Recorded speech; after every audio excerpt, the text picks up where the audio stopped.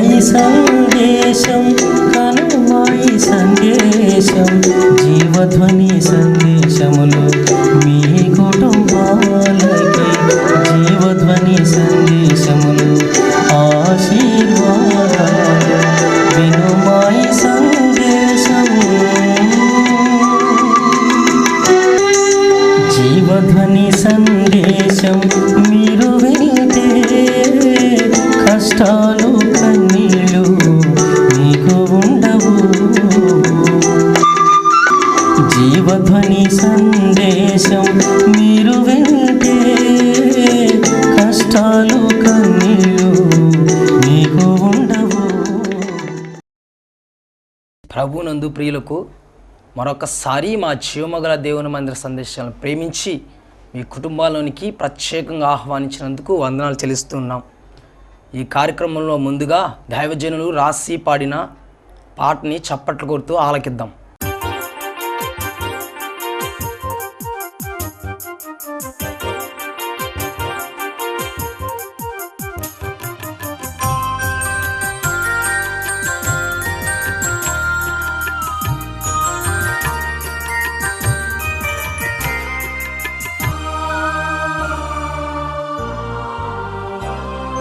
క్రొత్త పాట పాడెద నేను, సీయోనులు సిలువ సీతారతోను. క్రొత్త పాట పాడెద నేను, సీయోనులు సిలువ సీతారతోను.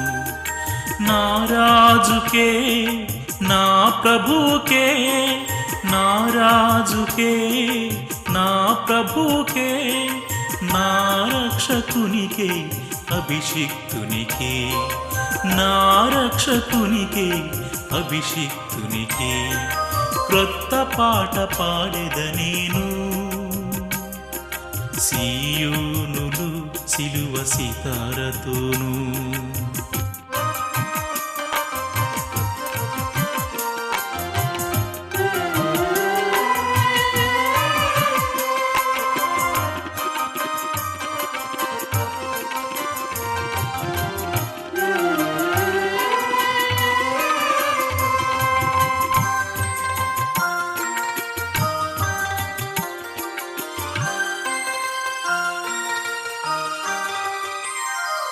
దావీదుల 10 తంతుల సితారతో, ఆసాపుల తంబుర స్వరముతో. దావీదుల 10 తంతుల సితారతో, ఆసాపుల తంబుర స్వరముతో, నా యేసుకే క్రొత్త పాట పాడెదా, నా యేసుకే క్రొత్త పాట పాడెదా. నా రాజుకే, నా ప్రభుకే, నా రక్షకునికే, అభిషిక్తునికే క్రొత్త పాట పాడెద నేను.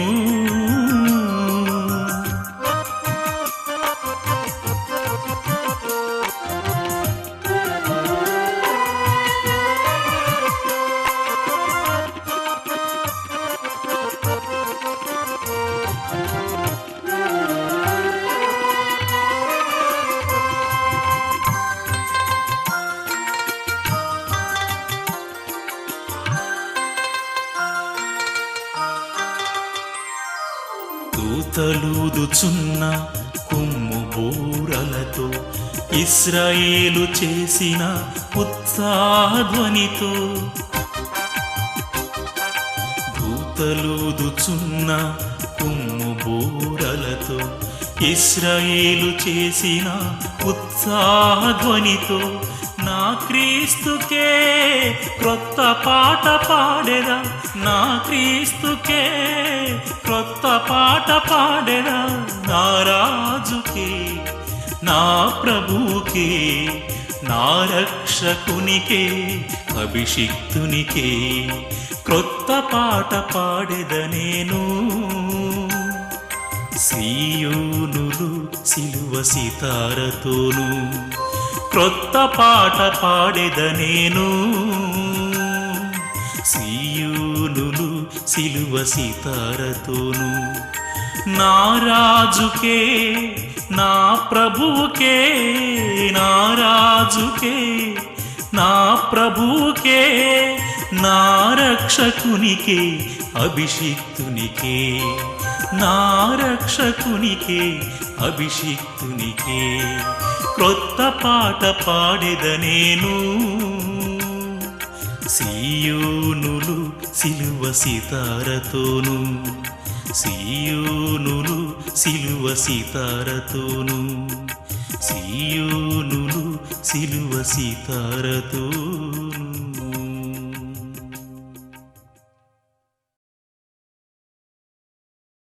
Praise the lord.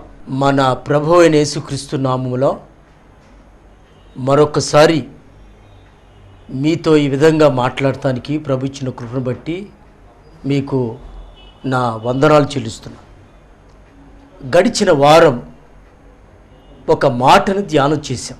ఏమని అనంటే పరమగీతములు 2వ అధ్యాయం 3వ వచనంలో ఒక మాట వ్రాయబడి, ఆనందభరితురాలునై నేను అతని నీడన కూర్చుంటేనే. నువ్వు ఎక్కడ కూర్చోవాలి అనే విషయం గురించి పోయిన వారం కొన్ని విషయాలు ధ్యానం చేశాం. ఆ సేనాదయం పట్టిన వాడు ఇంట్లో కూర్చోక సమాధుల్లో విచ్చలవిడిగా తిరుగుతున్న వాడిని ప్రభు బాగు చేసినప్పుడు వాడు యేసయ్య పాదాల దగ్గర కూర్చున్నాడు. Praise the lord.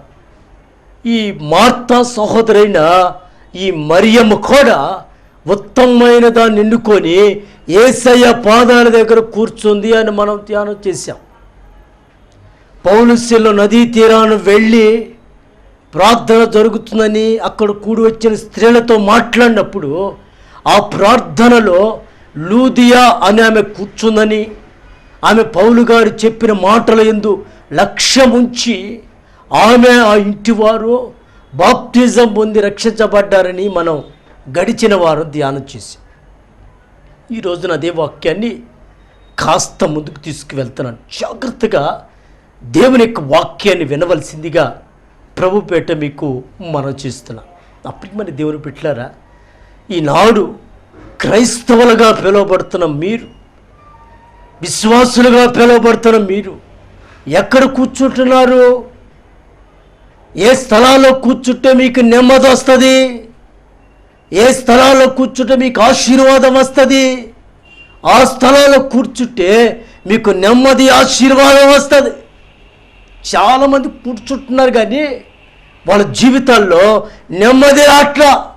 నా ప్రియమైన దేవుని బిడ్డలారా, మీరు గమనించినట్లయితే అపోస్తలుల కార్యాలు 3వ అధ్యాయం 2వ వచనాన్ని గమనిస్తే, పుట్టినది మొదలుకొని కుంటివాడై ఉన్న ఒక మనుష్యుడిని ప్రతిదినం కొంతమంది మోసుకొని వస్తా ఉన్నారట. ఎక్కడికో తెలుసా? శృంగారం అనే దేవాలయం దగ్గరికి వాడిని మోసుకొని వచ్చి ఆ మెట్ల దగ్గర కూర్చోబెడతారండి. వాడు ఎందుకు అక్కడ కూర్చున్నదనంటే అడుక్కోవటానికి కూర్చోట్లేడు. ఎడ కూర్చోట్లేడు వీడు?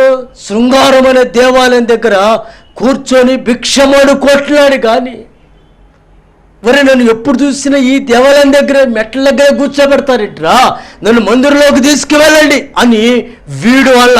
మరి ఎప్పుడు చూసినా ఎక్కడే కూర్చుంటున్నావు, నీ బతుకు మారట్లేదు కదా, మీ దేవాలయంలోకి వెళ్ళి కూర్చోబెట్టమంటామని మోసుకొచ్చేవాళ్ళు వీళ్ళు. అట్లా వీడి పర్మనెంట్ ప్లేస్ లాగా ఆ మెట్ల దగ్గరే కూర్చొని అడుక్కునే పరిస్థితిలో ఉన్నాడు. మీకు గమనిస్తే ఇంచుమించు 3 గంటల సమయంలో ప్రార్థనా కాలమున పేతురు, యోహానులు ఆ దేవాలయానికి వెళుతూ వీడి వైపు చూశాడు. Praise the Lord. వీడి వైపు చూస్తే వీడి మెట్ల దగ్గర కూర్చొని వాళ్ళని భిక్షమాడుకుంటున్నాడు. వాళ్ళ దగ్గర ఏమైనా ఎండి బంగారు దొరకతేమోనని వాళ్ళ వైపు ఆశగా చూస్తుంటే వీళ్ళు ఏమంటున్నారు తెలుసా? మా దగ్గర వెండి బంగారాలు మా దగ్గర లేవు, మాకు కలిగిందే మేము వేస్తున్నాం. నజరేయుడైన యేసుక్రీస్తు నామములో లేచినాడు అని అనగానే వాడు చేపట్టుకొని లేపగానే వాడు కాళ్ళ చీలమండాలు బలం పొంది వాడు దిక్కున లేచి నిలచి నడచి గంతులు వేస్తూ ఇంటికి పరిగెత్తల. నా ప్రియమైన దేవుని బిడ్డలారా, జాగ్రత్తగా వినండి. వీడు పుట్టినది మొదలుకొని ఆ దేవాలయం మెట్ల దగ్గర కూర్చుంటున్నా కానీ ఎప్పుడు వీడు దేవాలయానికి వెళ్ళాలని, ప్రార్థనలు ఏకీపించాలని, ప్రార్థన చేసుకోవాలని, ప్రార్థన చేయించుకోవాలని, వాక్యం వినాలని ఆలోచన వీడికి పొర్రపోట్లు కూడా కలగల. కూర్చునేది ఎక్కడ? దేవాలయం మెట్ల దగ్గరే. చాలామంది దేవుని మందిరంలో కూర్చుంటానే ఉంటారు కానీ దేవుని యొక్క మహిమని, దేవుని యొక్క ఆశీర్వాదాన్ని పొందుకోపోవట్ల. కారణం ఏంటంటే ఈ గుడి మెట్ల దగ్గర కూర్చొని వాడిని పోనివన్నారు. భక్తిని ఆశ్రయిస్తున్నారు కానీ దాని శక్తిని ఆశ్రయించట్ల. భక్తిని కలిగి ఉంటున్నారు కానీ దాని శక్తిని ఆశ్రయించలేని పరిస్థితిలో విశ్వాసులు అలాగా ఉన్నారు.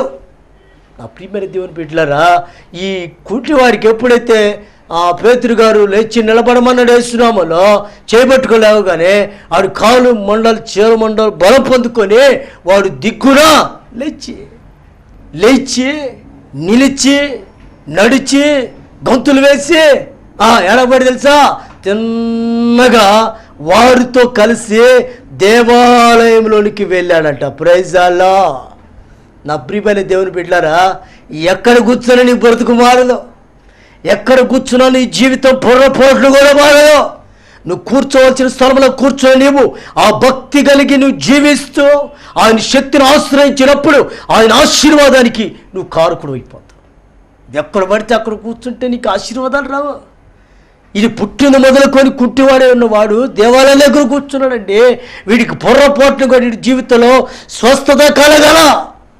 ఎప్పుడైతే దైవజనులు వచ్చి ప్రార్థన చేశారో వీడికి స్వస్థత కలిగి లేచి గంతులు వేసుకుంటా దేవుని ఆలయంలోకి వెళ్ళిపోయి దేవుని స్తుతించడం మొదలుపెట్టాడు.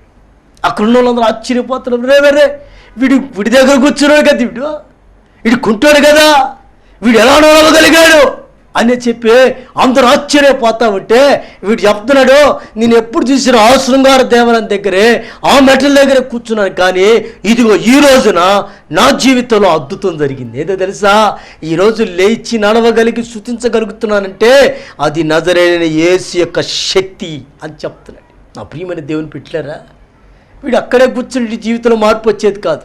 వాడు లేచి ఇంటికి పరిగెత్తలా. నా కాళ్ళు వచ్చినాయని చెప్పి చేతులకి చూపించట్లా. నా కాళ్ళు వచ్చినాయని చెప్పి వాళ్ళ భార్య దగ్గరికి వెళ్ళా, వాళ్ళ బంధువుల దగ్గరికి వెళ్ళా. వాళ్ళు స్వస్థత పొందగానే దేవాలయంలోకి వెళ్ళిపోయాడు. నా ప్రియమైన దేవుని బిడ్డలు వీళ్ళు ఏం చేస్తారో తెలుసా, స్తుతిస్తూ దేవుని కొరకు సాక్షిగా నిలబడ్డాడు. ప్రైజ్ అల్లాహ్. నువ్వు దేవుని మందిరంలో కూర్చుంటున్నావే కానీ నీ జీవితంలో పొర్రపోటు కూడా స్వస్థత కలగట కారణం ఏంటో తెలుసా, భక్తి మాత్రమే కలిగి ఉన్నావు కానీ దేవుని పట్ల భయము లేదు. భయం లేకపోవటం వల్ల నీ జీవితంలో ఎప్పటికీ ఆశీర్వాదం రాదు. ఏడ కూర్చోట్లో పరికమాల స్థలాల్లో కూర్చొని, పరికమాల ప్రదేశాల్లో కూర్చొని మేము ప్రార్థన చేస్తున్నా కానీ ప్రభు నా ప్రార్థన వింటలేదేందండి అని అంటున్నాం. నా ప్రియమైన దేవుని బిడ్డలారా గమనించండి, ఆయన మందిరంలో నువ్వు కూర్చోవాలి. అది అంటాడు కోరా కుమారులు అంటారు, ఆయన మందిర ఆవరణములో ఒక్క దినము గడుపుట 1000 దినముల కంటే శ్రేష్టమైనది అని అంటాడు. సరేండి, నువ్వు ఎక్కడ గడిపినా 1000 దినాలు రావు. నువ్వు ఎక్కడ గడిపినా శ్రేష్టమైన అనుభవం నీకు రాదు. నువ్వు గడపవలసిన చోట గడపగలిగితే, ఆయన సన్నిధిలో కూర్చోగలిగితే నీ జీవితంలో ఆయన ఆశీర్వాదాన్ని కలుగు చేయగలిగిన శక్తిమంతుడు. నా ప్రియమైన దేవుని బిడ్డలారా, ఈ వాక్యం వింటాను. నీవు ఎక్కడ కూర్చుంటున్నావు? దేవుని మందిరంలో కూర్చోవలసి నీవు ఏడ కూర్చుంటున్నావు? దేవుని సన్నిధిలో గడపాల్సిన నీవు ఏడ గడుపుతున్నావు? నా ప్రియమైన దేవుని బిడ్డలారా గమనించండి, చాలామంది వాళ్ళ ఇష్టానుసారంగా వాళ్ళ ఆలోచన చొప్పున వాళ్ళు ఎక్కడ పడితే అక్కడ కూర్చుంటున్నారు. అందుకే షోలమ్మ తంటదే, నేను ఎక్కడ పడితే అక్కడ కూర్చోను బాబు, నేను అతని నీడలో, నా యేసయ్య నీడలో నేను కూర్చుంటాను అని అంటది. నా ప్రియమైన దేవుని బిడ్డలారా, మీ బైబిల్లో మరొక వ్యక్తిని మీకు నేను పరిచయం చేస్తాను. ఆ వ్యక్తి యేసు ప్రభు వెంబడి తిరిగిన వాడు, యేసు ప్రభు వ్యక్తిని గురించి మాట్లాడి తెలుసా, నేను నీ మీద సంఘాన్ని కడతాను, పేతురు నీ బండ మీద నా సంఘాన్ని కడతాను, పరలోకపు తాళపు చెవి నీకే వేస్తాను అన్నాడు ఆ వ్యక్తి గురించి.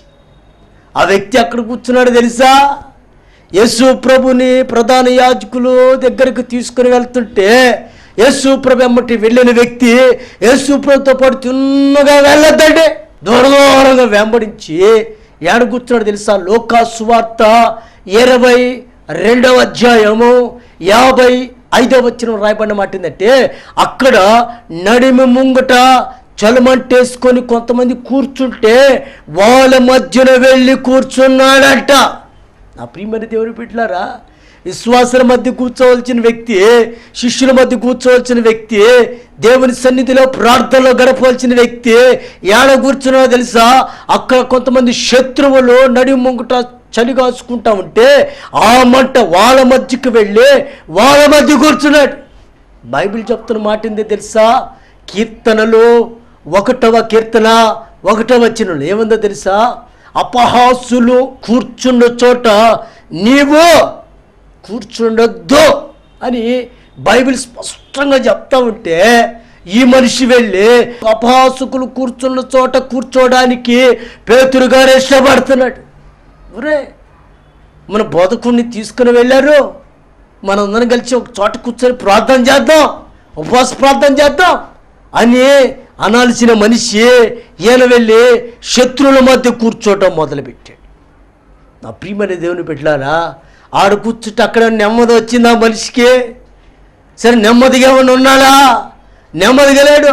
ఆ మంట వెళ్తుల్లో ఒక చిన్నది గుర్తుపెట్టి, బాయ్ నువ్వు కూడా శిష్యులు ఒకడివి కదా అనంటే, నేను కాదు అన్నట్టు. మరొకడు వచ్చి నువ్వు ఆయనతో పాటు ఉంటావు, నేను చూశాను అంటాడు. ఒకడు వచ్చి అంటే ఏనంటాడు, నువ్వెవరు చూసావు, నేను కాదు అంటాడు. మరొకడు వచ్చేసి అంటాడు, నిశ్చయముగా నువ్వు గలనీయుడవే, ఆయనతో పాటు ఉంటాడు, చూశాను అంటుంటే ఈ మనిషి అంటాడు, ఆయన ఎవరో నాకు తెలియదు. సరేలే, కూర్చున్నాడే కానీ నెమ్మది లేదు, కూర్చున్నాడే కానీ మనశ్శాంతి లేదు, కూర్చున్నాడే కానీ జీవితం సుఖంగా సమాధానంగా లేని పరిస్థితుల్లో కూర్చున్నాడు. ఎందుకు కూర్చుంటాడండి?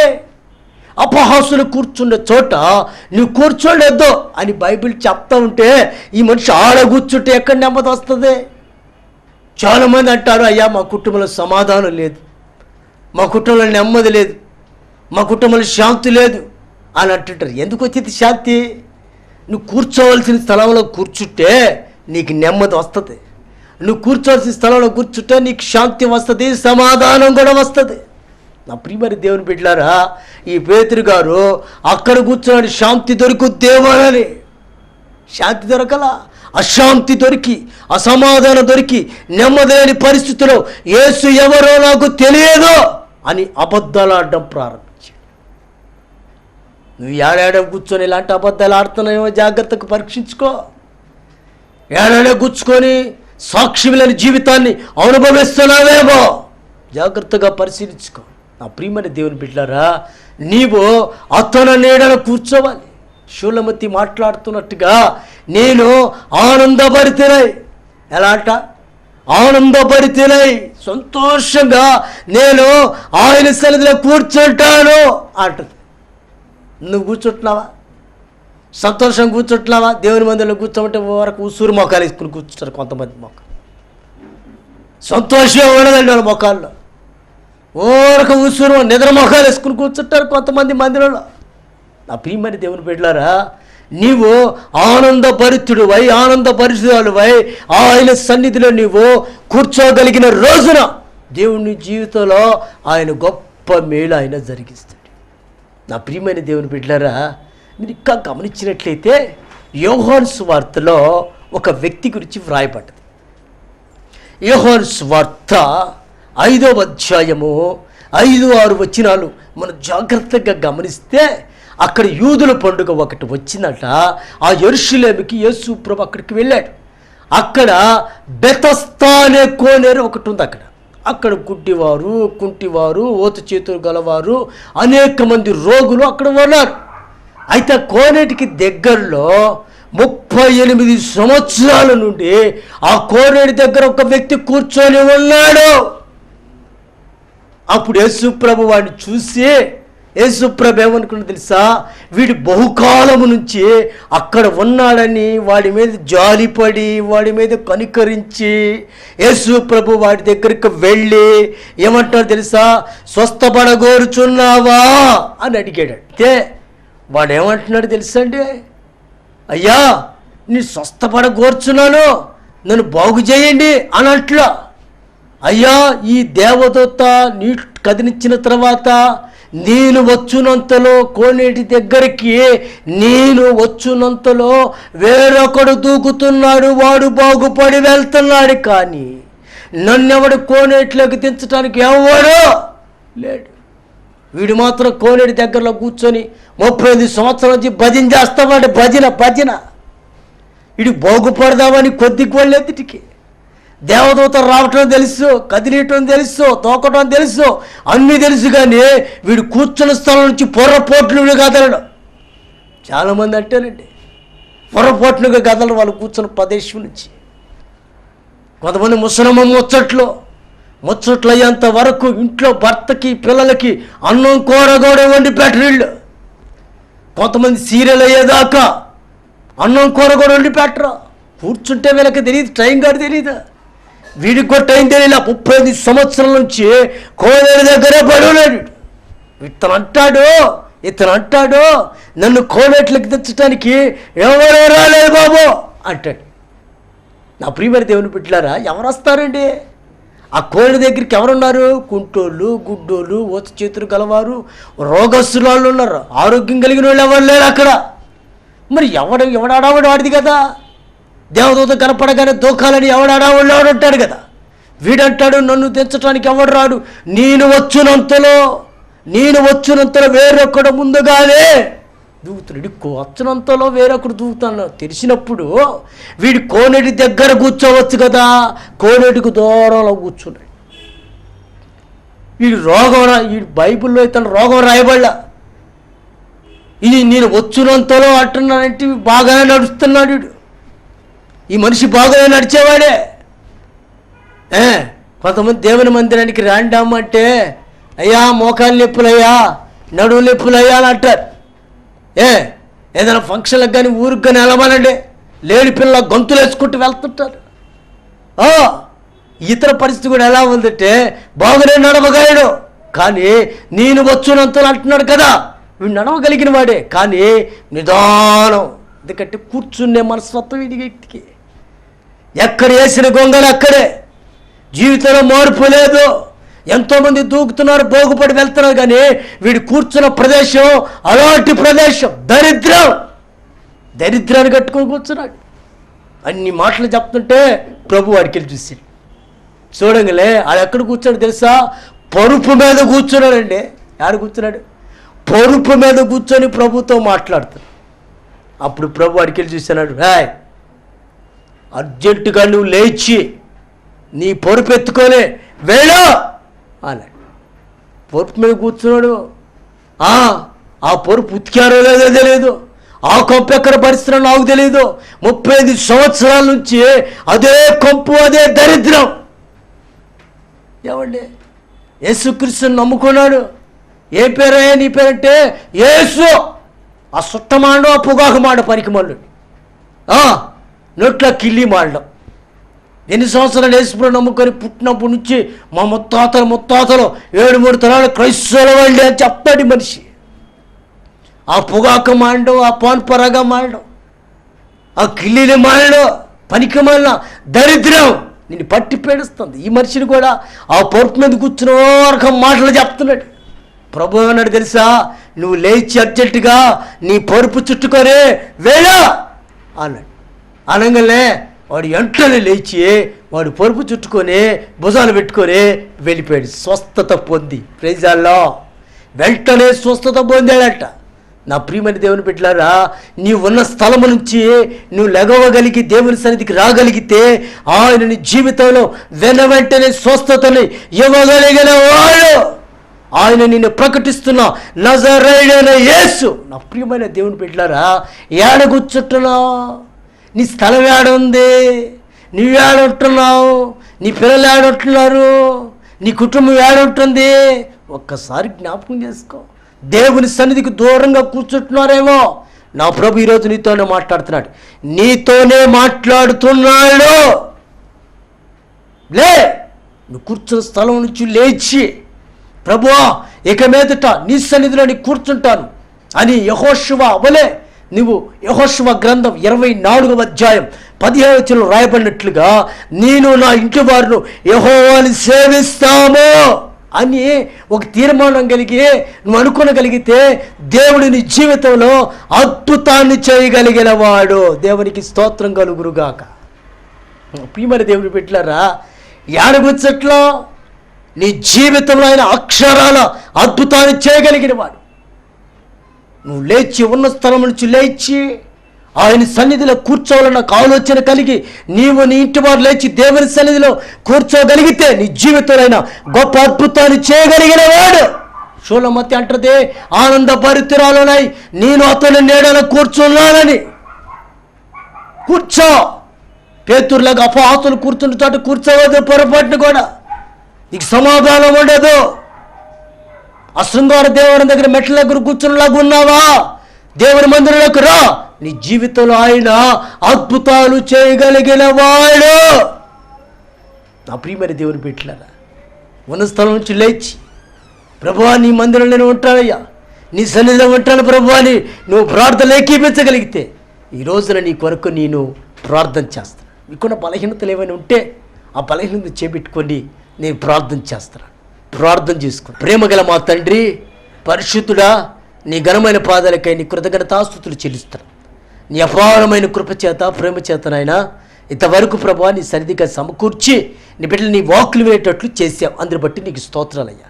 నీ బిడ్డలు ప్రతి ఒక్కరిని ఆశీర్వదించండి నాయన. పేతురు వలె ప్రభువా వారు అపహాసుల మధ్య కూర్చోకుండా నీ సన్నిధిలో కూర్చొని ఆశీర్వాదం పొందేటట్లుగా, సమాధానం పొందేటట్లుగా, నెమ్మది పొందేటట్లుగా నీ బిడ్డలకు కృపణ ఇచ్చి, ఎవరికైతే బలహీనతతో బాధపడుతున్నారో ఆ బలహీనతల్ని యేసు నామములో ఇప్పుడు ఆ బలహీనతలు బంధిస్తాం ప్రభు. అలాంటి రోగమైన ప్రభు, Lord touch them in the name of Jesus. Lord touch them in the name of Jesus. ప్రభు మీరు క్యూర్ చేయండి. ప్రతి బలహీనత శక్తులు ఇప్పుడే క్యూర్ చేయమని ప్రార్థన చేస్తాం. బిడ్డలు మీరు ముట్టండి ప్రభు. బిడ్డలు మీరు తాకమని ప్రార్థన చేస్తాం. అద్భుతం జరిగించమని ప్రార్థన చేస్తాం. ఆశ్చర్యమని కార్యం జరిగించిన ఆయన నీ బిడ్డలు స్వస్థత పొందిన వారై నీ సన్నిధిలో సాక్షులుగా నిలబడినట్లుగా నీ బలమైన కార్యాలు నీ బిడ్డల పట్ల మీరు జరిగించి సంపూర్ణ ఆరోగ్యవంతులుగా చేయమని యేసు నామములో అడుగుచున్నాము తండ్రి. ఆమేన్, ఆమేన్, ఆమేన్. ప్రభునందు ప్రియ దేవుని బిడ్డలారా, ఈ కార్యక్రమం మీకు ఆదరణ కలిగించినట్లయితే, ఈ ప్రార్థన ద్వారా మీరేమైనా మేలులు స్వస్థతలు పొందినట్లయితే మమ్మల్ని ఫోన్ ద్వారా కాంటాక్ట్ చేయండి. మీకు ప్రార్థన మనవులు ఉంటే మాకు చెప్పండి. మీ కొరకు నేను ప్రార్థన చేస్తాను. ఆమేన్. దేవుడు మిమ్మల్ని దీవించునుగాక. Praise the Lord. Hallelujah, hallelujah. అందరికీ వందనాలు. మా జీవధ్వని సందేశాలు మీ జీవితాల్లో అద్భుతాలు చేసినట్లయితే మీరు మమ్మల్ని సంప్రదించగలరు లేదా ఫోన్ చేయండి. మీ కొరకు దైవజనులు ప్రార్థన చేస్తారు. మా చిరునామా జీవమగల దేవుని మందిరం, శారదా కాలనీ 29వ లైన్, గుంటూరు. మా ఫోన్ నంబర్లు 9848473144. మరొక నంబరు 8008886257.